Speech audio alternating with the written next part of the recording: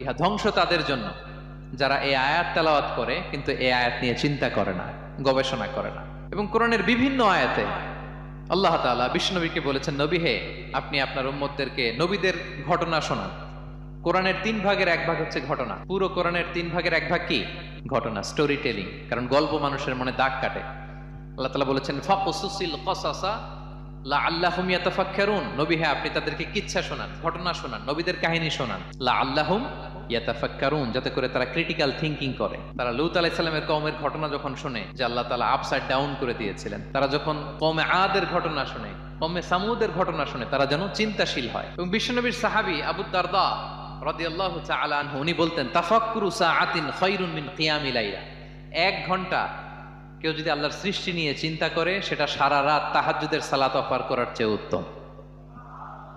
আমরা অনেকে মনে করি শুধু তাসবিহ পড়াই ইবাদত, জিকির করাই ইবাদত, শুধু কোরআন তেলাওয়াতই মনে হয় ইবাদত, শুধু কিয়ামুল লাইল করাই ইবাদত। কিন্তু বিশ্বনবীর সাহাবী, যিনি ইসলাম আমাদের চেয়ে ঢের বেশি বুঝেছেন, তিনি বলেন আল্লাহর এই সৃষ্টি শৈলী, এই সৃষ্টি নৈপুণ্য নিয়ে 1 ঘন্টা চিন্তা করা, ক্রিটিক্যাল থিংকিং করা, সারা রাত নফল তাহাজ্জুদের চেয়েও সেরা।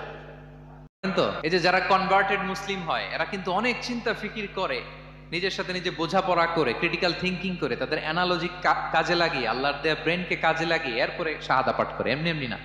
এই যে কিছুদিন আগে আমেরিকান এক পপ স্টার কালেমা পড়ছে না? আপনি জানেন একটা ধর্ম চেঞ্জ করা, একটা ফেইথ চেঞ্জ করা, এটা কত বড় সিদ্ধান্ত? হ্যাঁ, বাপদাদার ধর্ম, বয়স 30-40, এতদিন যে ধর্ম মানলাম, এটাকে চেঞ্জ করে নতুন ধর্মে কনভার্ট হয়, এটা কত বড় সিদ্ধান্ত? Could you imagine that?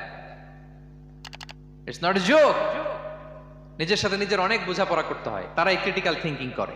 এবং বিষ্ণু ঈসা ইসলাম, উনি নবী হওয়ার আগেও এই চিন্তার ইবাদত করতেন।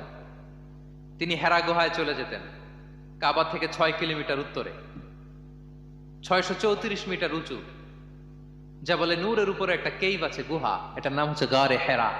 ওখানে বসে বসে তিনি এই চিন্তা করতেন। তার মানে নবী হওয়ার আগে বিশ্বনবীর ইবাদত ছিল চিন্তার ইবাদত। নবী হিসেবে অ্যাসাইন্ড হওয়ার আগে বিশ্বনবীর ইবাদত কি ছিল বলেন তো? নামাজ পড়া, কোরআন তেলাওয়াত করা। কোরআন তো নাজিলই হয় নাই, কোরআন তেলাওয়াত করবে কেমনে? তখন 6 মাস বসে বসে উনি ওখানে কি করেছেন বলেন? ধ্যানমগ্ন ছিলেন, তিনি চিন্তা করতেন। ওইটাই ছিল ওনার আধ্যাত্মিক শিক্ষায়তন। ওই নির্জন গুহার মধ্যে উনি যখন চিন্তায় মগ্ন ছিলেন, আল্লাহর সৃষ্টি শৈলী নিয়ে চিন্তা করতেন। ঠিক ওই 90 নম্বর আয়াতে আল্লাহ তাআলা বলেছেন, যারা আকাশ বাতাস পৃথিবী সৃষ্টি নিয়ে চিন্তা করে এবং সর্ব অবস্থায় আল্লাহ তাআলার জিকির করে, ওয়াতাফাক্কারুনা ফি খালকিস সামাওয়াতি ওয়াল আরদ, এবং তারা তাফাক্কুর করে, ক্রিটিক্যাল থিংকিং করে, এবং তারা বলে, মা খালাকতা হাযা বাতিলা।